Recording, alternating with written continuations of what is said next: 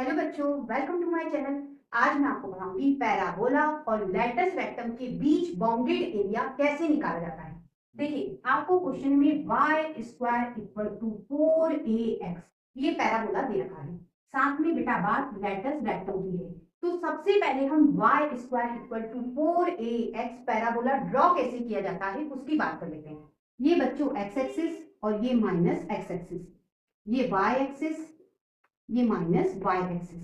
बच्चों ये जो पॉइंट है इसे कहते हैं ओरिजिन, मूल बिंदु 0 0। ठीक है। अब बेटा हमें ये वाला पैराबोला ड्रॉ करना है। तो बच्चों ये कुछ इस तरह से ड्रॉ होगा। ये हो गया। ठीक है। अब बेटा ये जो पैराबोला है ये स्टैंडर्ड पैराबोला है और इसकी लैटिस रेक्टम होती है x इक्वल टू a। हमें इन दोनों के बीच बाउंडेड एरिया चाहिए। तो बेटा अब इसकी बात कर लेते हैं लैटिस रेक्टम की। लैटिस रेक्टम बेटा y एक्सिस के पैरेलल ड्रॉ की जाती है। ठीक है, इस पैराबोला में। और जाती कहां से है? ये पास होती है फोकस से और फोकस होता है बेटा इसका a0। ठीक है। तो बेटा y एक्सिस के हम पैरेलल लैटिस रेक्टम ड्रॉ कर लेते हैं। ये y एक्सिस की पैरेलल लैटिस रेक्टम ड्रॉ होगी x इक्वल टू a। लिख लेते हैं। अब बच्चों ये कहां से पास होती है? फोकस से। तो बेटा फोकस क्या होता है इस वाले पैराबोला के लिए? a0। तो बेटा ये जो पॉइंट होगा ये वाला, ये पॉइंट होगा आपका फोकस a0। ठीक है, तो ये पॉइंट लिख लेते हैं a0।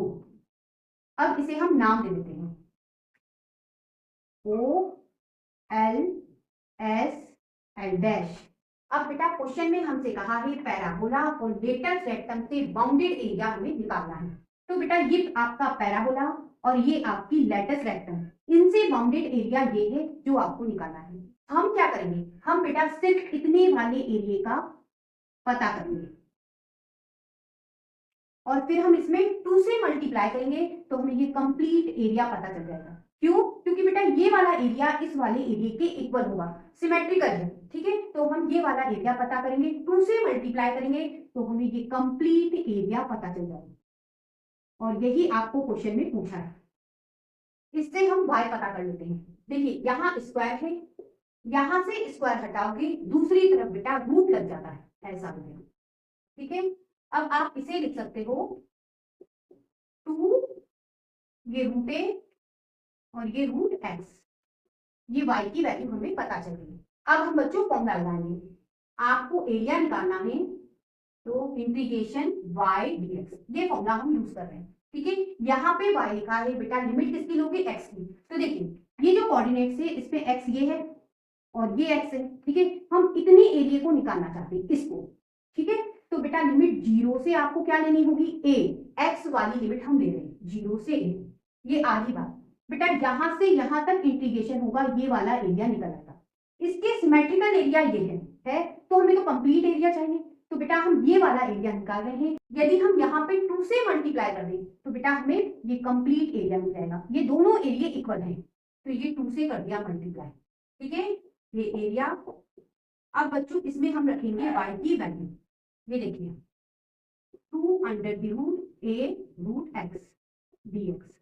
ये a इक्वल टू 2 इंटू 2 हो गया 4, ये रूट a, ये इंटीग्रेशन 0 से a रूट x। अब बेटा रूट x को आप लिख सकते हो x की पावर 1/2 लिख सकते हैं, कोई दिक्कत नहीं। अब बेटा यहाँ पे x की पावर n का इंटीग्रेशन फॉर्मूला यूज कर सकते हैं। देखिए x की पावर n का इंटीग्रेशन फॉर्मूला होता है x की power n plus 1 upon n plus 1। बच्चों ये फॉर्मूला होता है। अब बेटा यहाँ पे n की जगह आपको दिख रहा है 1/2। फॉर्मूला कहता है n में आप एक जोड़ो और वही अपॉन में लिख दो। तो बेटा 1/2 में आपको एक जोड़ना होगा तो आएगा 3/2। तो ये हो गया 4 रूट a। इंटीग्रेट कर रहे हैं इस फॉर्मूले की हेल्प से तो x की पावर हो गया 3/2 अपॉन 3/2। ठीक है, और अब हम लगाएंगे लिमिट 0 से a इक्वल टू, ये देखिए यहाँ 2 अपॉन है तो बेटा ये जो नीचे लिखा हुआ नंबर है ये पलट जाएगा, मतलब 3/2 ऊपर जाएगा तो 2/3 हो जाएगा। तो ये हो गया 4 इंटू 2/3 और ये बच्चों रूट a। ठीक है, और यहाँ x की पावर 3/2 और ये लिमिट 0 से a। अब बच्चों हमारा काम है लिमिट रखना। 4 इंटू 2 8/3 रूट a। अब बच्चों x की जगह हम रखेंगे a, तो ये हो गया a की पावर 3/2, ये माइनस, अब x की जगह रखेंगे 0, तो ये हो जाएगा 0,